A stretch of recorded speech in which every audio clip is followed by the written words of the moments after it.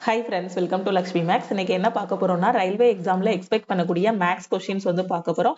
அதுக்கு முன்னாடி புதுசா யாராவது நம்ம சேனலுக்கு வந்திருந்தீங்கன்னா சப்ஸ்கிரைப் பண்ணிட்டு பெல் ஐக்கானை கிளிக் பண்ணிக்கோங்க. ஸோ நம்ம லக்ஷ்மி மேக்ஸ்ல ஆன்லைன் கிளாஸஸ் ஸ்டார்ட் பண்ணி 4 இயர்ஸ் வந்து கம்ப்ளீட் ஆகிருச்சு. இப்போ நாம வந்து 5th இயர்ல வந்து என்ன பண்ணியிருக்கோம்னா அடி எடுத்து வச்சிருக்கோம். ஸோ இந்த 5th இயரோட செலிப்ரேஷனுக்காக நம்ம லக்ஷ்மி மேக்ஸ் ஆப்ல இருக்கக்கூடிய எல்லா கோர்சஸ்க்கும் ஆஃபர் வந்து அனௌன்ஸ் பண்ணியிருக்கோம். ஸோ இன்னைக்கு நீங்க லக்ஷ்மி மேக்ஸ் ஆப்ல இருக்கக்கூடிய கோர்சஸ்ல ஜாயின் பண்றீங்கன்னா இந்த ஆஃபர் பிரைஸ்ல ஜாயின் பண்ணிக்கலாம்.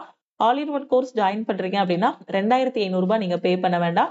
1799 மட்டும் பே பண்ணி ஜாயின் பண்ணிக்கலாம். என்டிபிசியோட டெஸ்ட் பேட்ச் ஜாயின் பண்ற ஸ்டூடெண்ட் 399 மட்டும் பே பண்ணிக்கலாம். மேக்ஸ் அண்ட் ரீசனிங்கான ஃபீஸ் பாத்தீங்க அப்படின்னா 999. கரண்ட் அஃபேரோட பிடிஎஃப் கோர்ஸ் வேணும் அப்படின்னா 399 பே பண்ணியே நீங்க பிடிஎஃப் கோர்ஸ்ல ஜாயின் பண்ணிக்கலாம். சயின்ஸ் அண்ட் ஜெனரல் அவேர்னஸ் கோர்ஸ்ல ஜாயின் பண்ற ஸ்டூடெண்ட் 699 பே பண்ணி ஜாயின் பண்ணிக்கலாம். இங்கிலீஷ் கோர்ஸ்ல ஜாயின் பண்ற ஸ்டூடெண்ட் 599 மட்டும் பே பண்ணி ஜாயின் பண்ணிக்கலாம். ஓகேவா? சோ இந்த ஆஃபர் வந்து இன்னைக்கு நைட்டு 12 o'clock க்ளோஸ் ஆகிரும். ஸோ ஜாயின் பண்ற ஸ்டூடெண்ட்ஸ் வந்து இந்த நம்பரை உங்க போன்ல லக்ஷ்மி மேக்ஸ்ன்னு சேவ் பண்ணிக்கோங்க. சேவ் பண்ணிட்டு இந்த நம்பருக்கு நீங்க எந்த கோர்ஸ் ஜாயின் பண்றீங்களோ அதுக்கான மெசேஜை சென்ட் பண்ணுங்க.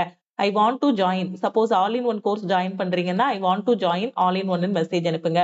உங்களுக்கு டெஸ்ட் பேட்ச் வேணும் அப்படின்னா I want to join test batch message அனுப்புங்க. உங்களுக்கு எல்லாமே வேணும், நான் maths, reasoning, general awareness, science எல்லாமே படிக்கணும்னு நினைக்கிற student all in one course join பண்ணிக்கோங்க. இல்ல ஏதாவது ஒரு சப்ஜெக்ட்ல மட்டும் நீங்க வீக்கா இருக்கீங்கன்னா அந்தந்த கோர்ஸ்ல மட்டும் தனித்தனியா நீங்க ஜாயின் பண்ணிக்கலாம். ஓகேவா? சோ எல்லாத்துலயும் வீக்கா இருக்கீங்க, எல்லாமே படிக்கணும், இப்பதான் பிகினரா இருக்கிறேங்கிற ஸ்டூடெண்ட் டைரக்டா ஆல் இன் ஒன் கோர்ஸ்ல ஜாயின் பண்ணிட்டீங்கன்னா உங்களுக்கு எல்லா சப்ஜெக்ட்டுமே இதுல வந்து கவர் ஆகிரும். சோ வேற எதுவும் டவுட் கேட்கணும், வேற எதுவும் டீடைல்ஸ் தெரிஞ்சுக்கணும் அப்படின்னா இந்த நம்பருக்கே நீங்க வாட்ஸ்அப் பண்ணுங்க. சோ இன்னும் நிறைய ஸ்டூடெண்ட்ஸ் வந்து நம்ம லக்ஷ்மி மேக்ஸோட ஸ்டூடெண்ட்ஸ் இன்னும் நிறைய ஸ்டூடெண்ட்ஸ் கிளியர் பண்ணி உள்ள போகணும். ரயில்வேலையும், எஸ்எஸ்சிலையும் சரி, பேங்கிங்லயும் சரி, எல்லா செக்டார்லயும் லக்ஷ்மி மேக்ஸோட ஸ்டூடெண்ட்ஸ் வந்து இருக்கணும். ஸோ கன்சிஸ்டன்டா படிங்க. எப்பவுமே பாத்தீங்கன்னா நமக்கு டேலண்டே இல்லை அப்படின்னாலுமே மனசுல ஒன்னே ஒண்ணு ஞாபகம் வச்சுக்கோங்க, ஹார்ட் ஒர்க் இருந்துச்சுனாலே போதும். நமக்கு டேலண்ட்லாம் தேவையே இல்லை இந்த காம்படிட்டிவ் எக்ஸாம் படிக்கிறதுக்கு. ஹார்ட் ஒர்க், கன்சிஸ்டன்சி இது ரெண்டும் இருந்துச்சு அப்படின்னா கண்டிப்பா நமக்கு வந்து சக்சஸ் கிடைக்கும்.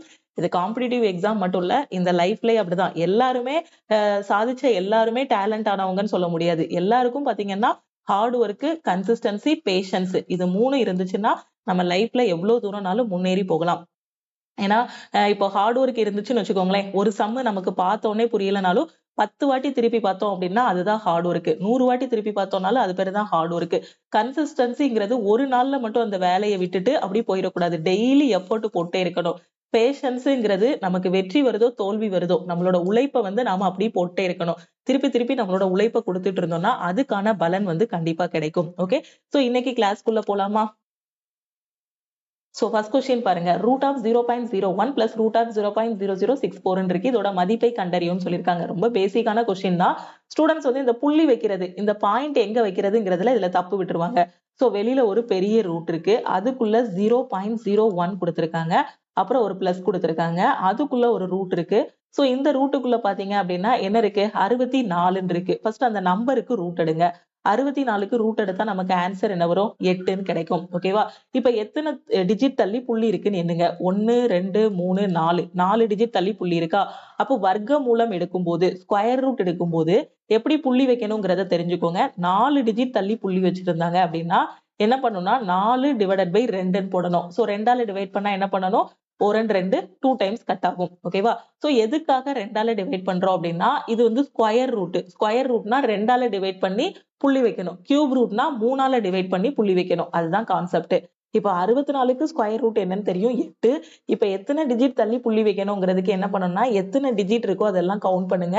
4 டிஜிட் தள்ளி புள்ளி இருக்கு. சோ 4 வர்க்க மூலம்ங்கிறதுனால 2 போடணும். சோ 2 வச்சு டிவைட் பண்ணா என்ன வரும், 2ன்னு ஆன்சர் கிடைக்கா? அப்போ வரக்கூடிய ஆன்சர்ல எத்தனை டிஜிட் தள்ளி புள்ளி வைக்கணும்னா 2 டிஜிட் தள்ளி புள்ளி வைக்கணும்.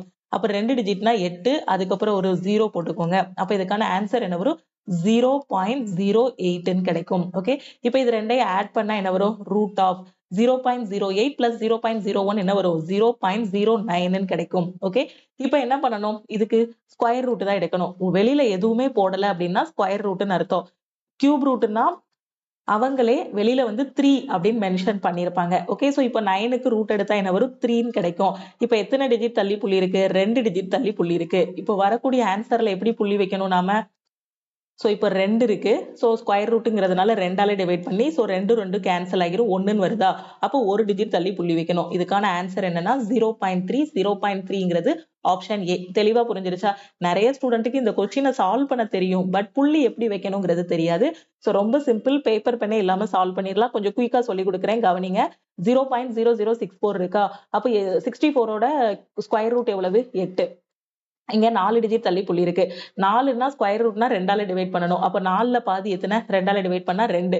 அப்ப 2 டிஜிட் தள்ளி புள்ளி வச்சா 0.08 கிடைக்கும். இங்க ஒரு 0.01 இருக்கு. 0.08ம் 0.01 எத்தனை? 0.09 கிடைக்கும். 0.09ங்கும் போது 2 டிஜிட் தள்ளி புள்ளி வரும். அப்போ நம்ம ஸ்கொயர் ரூட்ல இருந்து வெளியில எடுக்கும் போது என்ன பண்ணணும்? 9க்கு 3 போட்டுறணும். இங்க 2 டிஜிட் தள்ளி புள்ளி இருந்தா 2ஆல டிவைட் பண்ணும்போது ஒரு டிஜிட் தள்ளி புள்ளி வைக்கணும். அப்போ 0.3 தான் இதுக்கான ஆன்சரா இருக்கும். ஓகே, தெளிவா புரிஞ்சிருச்சா? ரொம்ப ரொம்ப ஈஸியான கொஸ்டின். இந்த கொஸ்டின்ல எல்லாம் மிஸ்டேக் விடக்கூடாது. ஏன்னா பார்த்த உடனே 3ங்கிற ஆன்சரை கண்டுபிடிச்சிருவாங்க. ஆனா புள்ளி எத்தனை டிஜிட் தள்ளி வைக்கணும் அப்படிங்கறதுல தான் கன்ஃபியூஸ் ஆவாங்க. சோ கன்ஃபியூஸே ஆகக்கூடாது. ஸ்கொயர் ரூட்னா எத்தனை டிஜிட் தள்ளி புள்ளி வைக்கணுங்கிறதுக்கு 2ஆல டிவைட் பண்ணணும். கியூப் ரூட்னா 3ஆல டிவைட் பண்ணி பார்க்கணும். இவ்வளவுதான் கான்செப்ட். இந்த கொஸ்டின்ல பாருங்க, a park is in the shape of trapezium. Find the size of the smaller one of the parallel sides of the park if its area is 450 square meter. The perpendicular height is 12 meter and one of the parallel side is 50% more than the other. ஒரு பூங்கா வந்து சரிவக வடிவத்துல இருக்குன்னு சொல்றாங்க. பூங்காவோட பரப்பளவு 450 சதுர metre, செங்குத்து உயரம் வந்து 12 மீட்டர். இணையான பக்கங்களில் ஒன்று மற்றொன்றை விட 50% அதிகம் என்றால் பூங்காவின் இணையான பக்கங்களில் சிறிய அளவை கண்டறியவும் அப்படின்னு சொல்லியிருக்காங்க. இந்த கொஸ்டினை எப்படி சால்வ் பண்ணலாம்?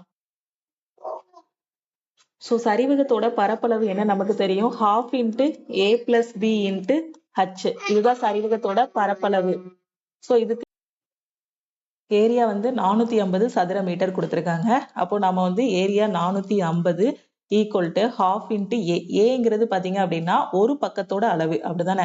இதுல என்ன சொல்லியிருக்காங்க? இணையான பக்கங்கள் இருக்கு. இணையான பக்கங்கள்ல ஒண்ணு இன்னொன்னு விட 50% அதிகம்னு சொல்லியிருக்காங்க. அப்போ ஃபர்ஸ்ட் இருக்க பக்கத்தை ஏன்னே வச்சுக்கிடுவோம். ஓகேவா? சோ ரெண்டாவது இருக்க பக்கம் b எதுக்கு ஈக்குவலா இருக்குன்னா ஏல இருந்து 50% அதிகமா இருக்கும். அப்ப a × 150 / 100ன்னு போடலாமா? சோ போட்டா நமக்கு ஆன்சர் என்ன வரும்? 0 0 கட் ஆகிரும். அப்போ b = 1.5a கிடைக்கும். அப்போ இதோடது எவ்வளோ? a. ஓகேவா? சோ ஃபர்ஸ்ட் பக்கத்தோட அளவு a, ரெண்டாவது பக்கம் வந்து இதுல இருந்து 150%, அதாவது 50% அதிகமா இருக்கு. அப்ப a × 150 போட்டோம்னா ரெண்டாவது பக்கத்தோட அளவு வந்து கிடைக்கும். என்ன கிடைக்கும்? 1.5a கிடைக்கும். Into height. சோ அதோட ஹைட் வந்து எவ்வளோன்னு சொல்லியிருக்காங்க? செங்குத்து உயரம் 12 மீட்டர்னு சொல்லியிருக்காங்க. சோ 12ன்னு போட்டுடலாமா? இப்ப கட் பண்ணா என்ன வரும்? 4 × 2 6 × 12. சோ திருப்பி 2 3 6 150 இருக்கும். 4 × 2 75 கிடைக்கும். சோ இப்போ இது ரெண்டையும் ஆட் பண்ணா என்ன வரும்? 75 = இங்க ஒரு a இருக்கு, இங்க 1.5a இருக்கு. அப்ப 2.5a = 75 இருக்கும். இதுல இருந்து a யோட வேல்யூ 75 / 2.5 இருக்கும். ஒரு டிஜிட் தள்ளி இங்க புள்ளி இருக்கா? மேலையும் கீழையும் 10ஆல மல்டிப்ளை பண்ணா இந்த புள்ளியும் அந்த 10ம் கேன்சல் ஆகிரும். சோ இப்போ இது எத்தனை டைம்ஸ் போகும்? ஒரு 25 25, 3 25 75. அப்ப a யோட வேல்யூ உங்களுக்கு என்ன வரும்? 30 மீட்டர்னு கிடைக்கும். ஓகே, சோ இப்போ என்ன கேட்டிருக்காங்க? பூங்காவின் பக்கங்களில் சிறிய அளவை கண்டறியவும். சோ சின்ன பக்கம் எவ்வளவு? a. பெரிய பக்கத்தோடது எவ்வளவு? 1.5a. அப்ப a யோட வேல்யூ 30. அப்போ பெரிய பக்கத்தோட அளவு என்னது? 1.5a. அப்போ b யோட வேல்யூ என்னது? 1.5a. அப்போ 1.5a × 30 போடும்போது ஆன்சர் என்ன வரும்? 45 மீட்டர்னு கிடைக்கும். இப்போ நமக்கு சிறிய பக்கம் கேட்டதுனால ஆன்சர் வந்து 30 மீட்டர். சப்போஸ் அந்த பெரிய பக்கத்தோட அளவு கேட்டிருந்தாங்கன்னா ஆன்சர் என்னவா இருந்திருக்கும்? 45 மீட்டர்னு வந்திருக்கும். ஓகே, அடுத்த கொஸ்டின் பாருங்க. இந்த கொஸ்டின்ல என்ன சொல்லியிருக்காங்க? A medical shopkeeper's profit for 5 months is 2022 is shown in the pie chart below and total cost of 5 months is 1.5 crore. ஓகேவா? சோ டோட்டலா ஒரு மாசத்துல அவங்களுக்கு எவ்வளவு கிடைக்கி? ஒரு மாசத்துல 5 மாசத்துல எவ்வளவு கிடைக்கி அப்படின்னு பாத்தீங்கன்னா 1.5 crore rupees வந்து கிடைக்குது. இதுல ஏப்ரல்ல கிடைக்கக்கூடிய அமௌண்ட் எவ்வளவு அப்படின்னு பாத்தீங்கன்னா 19%, மேல வந்து 22%, ஜூன்ல 24, ஜூலைல 20, ஆகஸ்ட்ல 15. இப்ப என்ன கேட்டிருக்காங்கன்னா find the ratio of the average of April and August and the average of May and July. April மற்றும் ஆகஸ்ட் மாதங்களில் சராசரி மற்றும் மே மற்றும் ஜூலை மாதங்களின் சராசரி வீதத்தை கண்டறியும் சொல்லியிருக்காங்க. ஃபர்ஸ்ட் ஏப்ரல் ஆகஸ்ட் எவ்வளவுன்னு பாருங்க. இதுக்கு இந்த வேல்யூ எல்லாம் தேவையே இல்லை. இந்த 1.5 crore எல்லாம் எடுக்க வேண்டிய அவசியமே இல்லை. ரொம்ப ஈஸியா பெர்சன்டேஜ் வச்சு இந்த சம்ம முடிச்சிடலாம். ஏப்ரல் அண்ட் ஆகஸ்ட், ஃபர்ஸ்ட் ஏப்ரல்லையும் ஆகஸ்ட்லையும் பார்க்கணும். ஸோ ஆகஸ்ட்லையும் ஏப்ரல்ல இருக்கிறதையும் ஆட் பண்ணா 15 பிளஸ் 19 உங்களுக்கு என்ன வரும்? 34ன்னு கிடைக்கும். என்ன கிடைக்கும்? 34ன்னு கிடைக்கும். ஓகேவா? ஸோ இப்போ ஆவரேஜ்ங்கும் போது இப்போ இதை எப்படி கண்டுபிடிப்போம் அப்படின்னு பாத்தீங்கன்னா 1.5ல 34 டிவைடட் பை 2ன்னு போடணும். இதுதான் ஆவரேஜ். அதாவது நார்மலா அதோட வேல்யூ கேட்டிருந்தாங்க அப்படின்னா இந்த 1.5 crore இந்த ஆவரேஜ் எல்லாம் எடுக்க வேண்டிய அவசியம் தான். இப்போ வேல்யூ தேவையில்ல, ஜஸ்ட் பேப்பர் பெண்ணே இல்லாம சால்வ் பண்ணிடலாம். ஃபர்ஸ்ட் நான் வந்து நார்மலா சால்வ் பண்ணக்கூடிய மெத்தட் சொல்லி கொடுக்குறேன். அதுக்கப்புறம் பேப்பர் பென் இல்லாம எப்படி சால்வ் பண்ணணுங்கிறத சொல்றேன். ஓகேவா? சோ இந்த 5 மாசத்துல டோட்டலா எவ்வளவு கிடைச்சிருக்கு? 1.5 கோடி ரூபாய் கிடைச்சிருக்கு. இப்ப ஏப்ரலுக்கும் ஆகஸ்டுக்கும் உள்ள சராசரிக்கும் மேக்கும் ஜூலைக்கும் உள்ள சராசரிக்கும் உள்ள ரேஷியோ கேட்டிருக்காங்க. அப்போ 1.5 crore ஏப்ரல் அண்ட் ஆகஸ்டோட டோட்டல் என்ன வரும்? 15 பிளஸ் 19 34ன்னு கிடைக்கும். அப்படிதானே? அப்போ 1.5 இன்ட்டு 34% கண்டுபிடிக்கணும். ஓகே, சோ ஆவரேஜ்ங்கும் போது என்ன பண்ணணும்? எத்தனை ஐட்டம்ஸ் இருக்கோ அதெல்லாம் டிவைட் பண்ணணும். சோ டிவைடட் பை 2ன்னு போடுவோம்.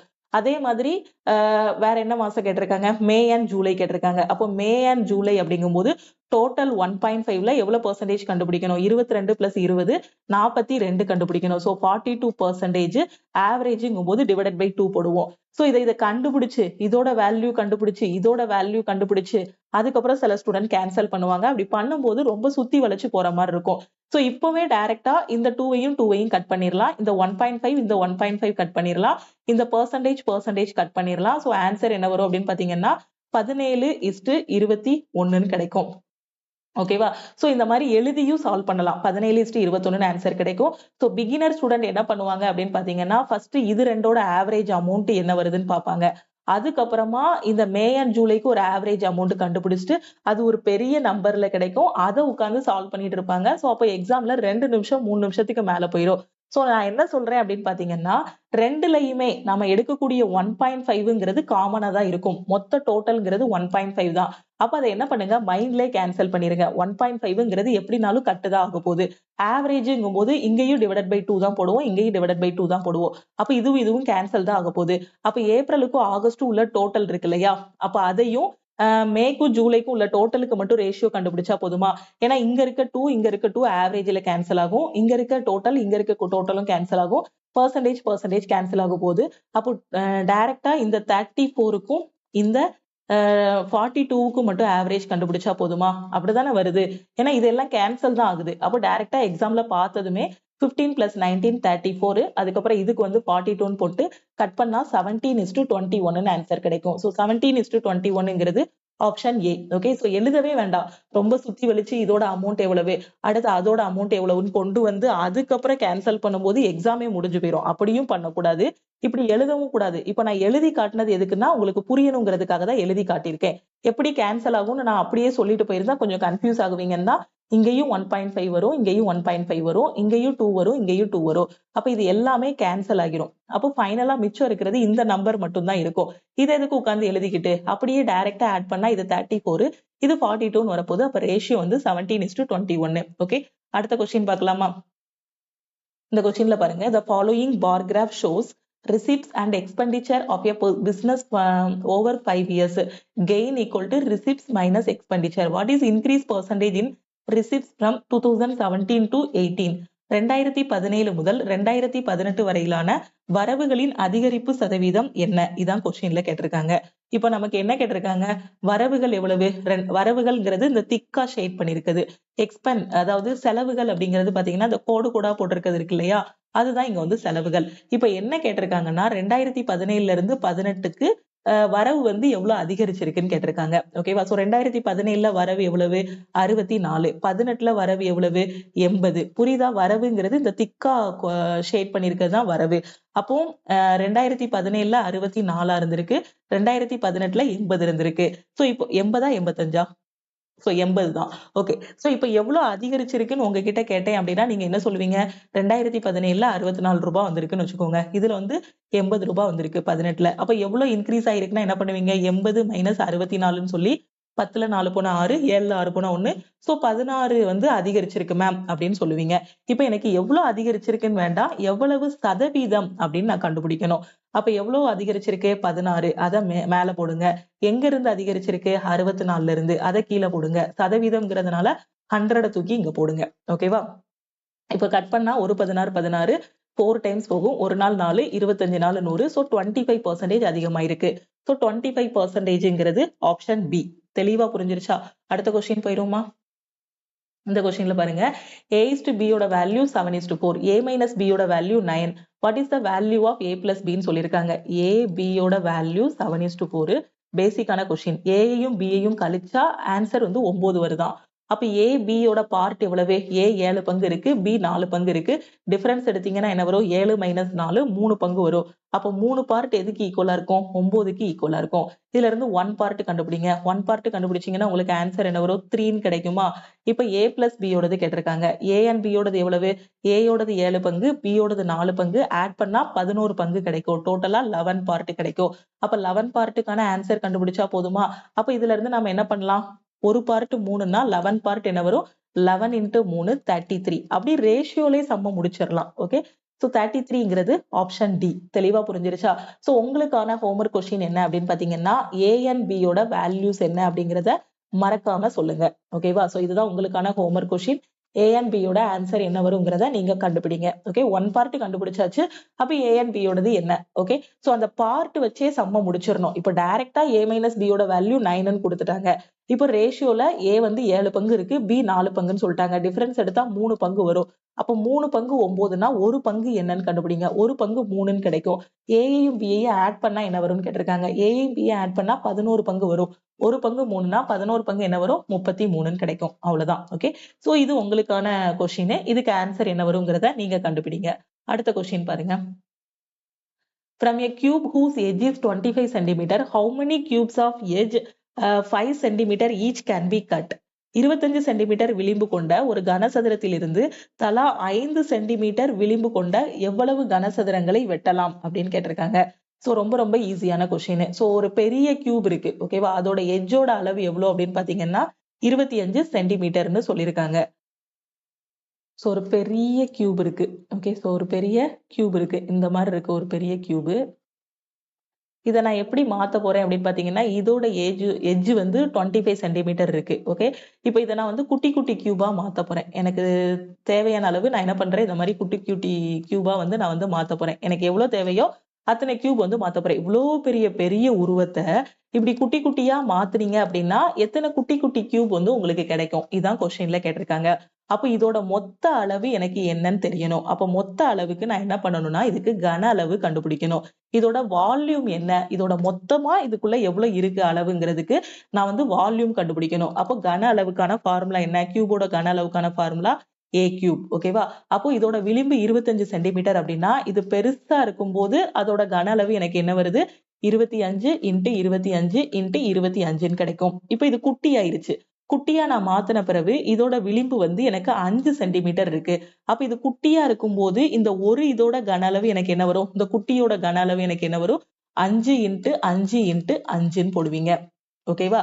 சோ இப்ப நான் என்ன பண்ணணும்னா எனக்கு எத்தனை குட்டி கன சதுரம் கிடைக்கும் அப்படிங்கிறத நான் கண்டுபிடிக்கணும். புரியுதா? சோ பெரிய கனசதுரத்தோட அளவுக்கு நான் 25 × 25 × 25ன்னு போட்டேன். இதை மல்டிப்ளை பண்ணிலாம் கண்டுபிடிக்க வேண்டாம், அப்படியே வச்சிருங்க.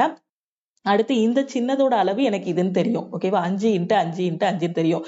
அப்ப இவ்வளோ பெரிய இதுல எத்தனை சின்னது இருக்கு அப்படிங்கிறது எனக்கு தெரியணும். அதுக்கு நான் என்ன பண்ணணும்? பெருசோட கன அளவை சின்னதோட கன அளவை வச்சு நான் டிவைட் பண்ணேன் அப்படின்னா எனக்கு எத்தனை ஐட்டம்ஸ் இருக்கு அப்படிங்கிறது எனக்கு தெரிஞ்சிருமா? புரியுதா?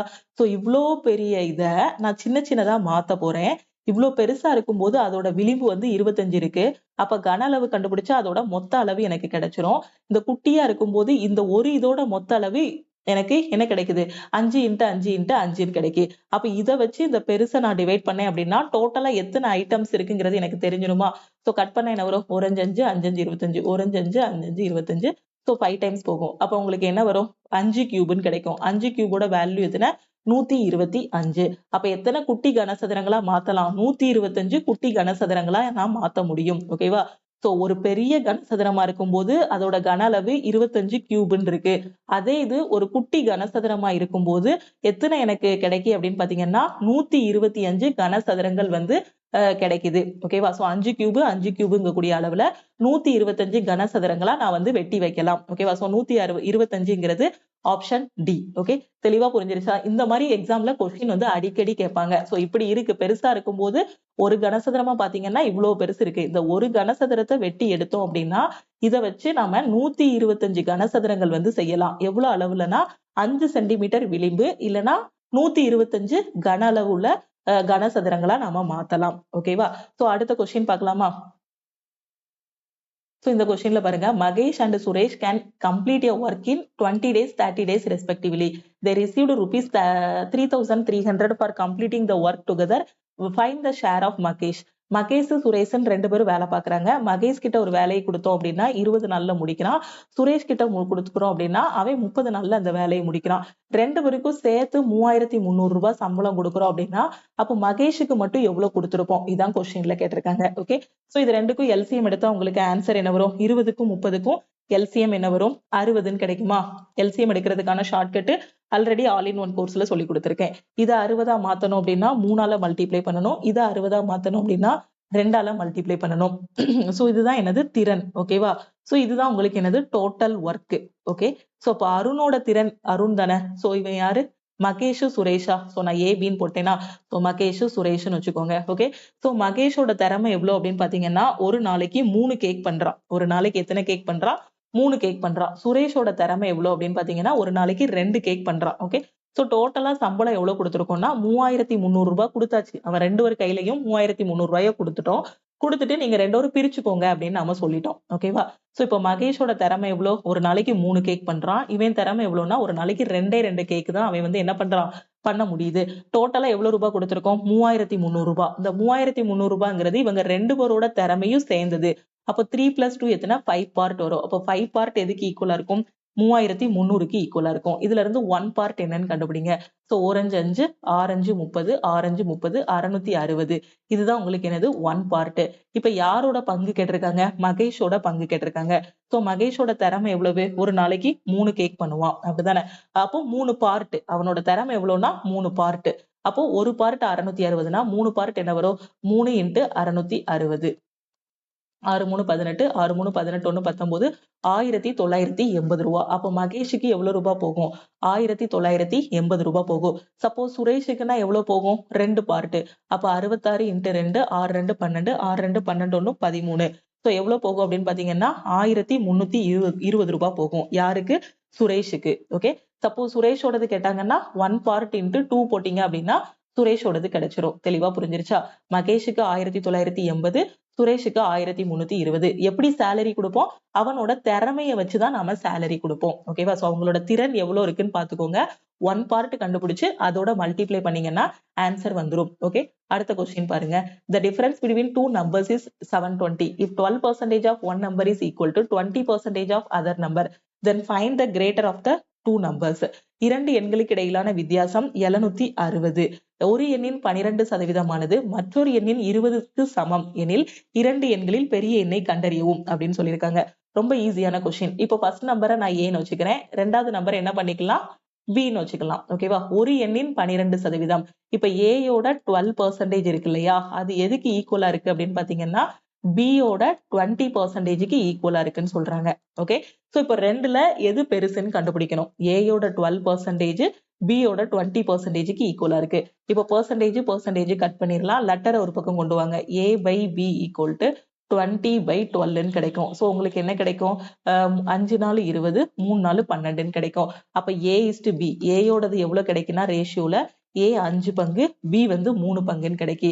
இப்ப ரெண்டு நம்பருக்குள்ள வித்தியாசம் என்ன வருது? 760ன்னு வருது. சோ ரேஷியோல வித்தியாசம் என்ன வரும்? 5 - 3 2.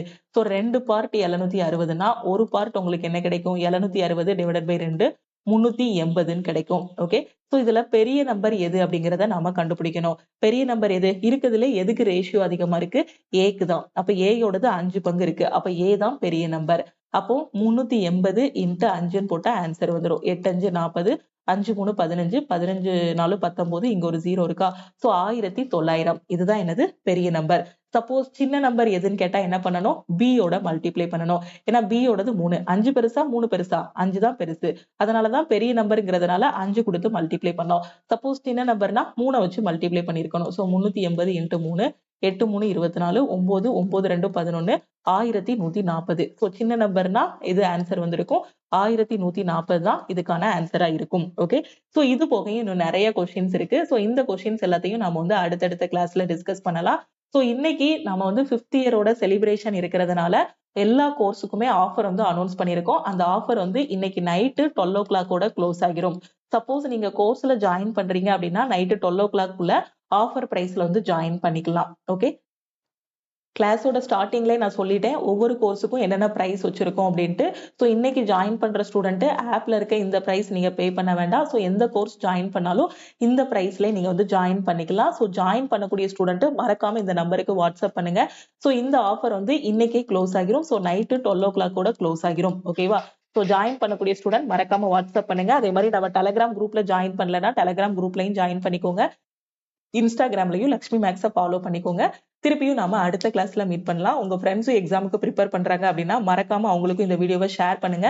ஸோ இந்த நம்பருக்கு all in one course join பண்றீங்கன்னா I want to join all in one course, test batch join பண்றீங்கன்னா I want to join test batch message அனுப்புங்க.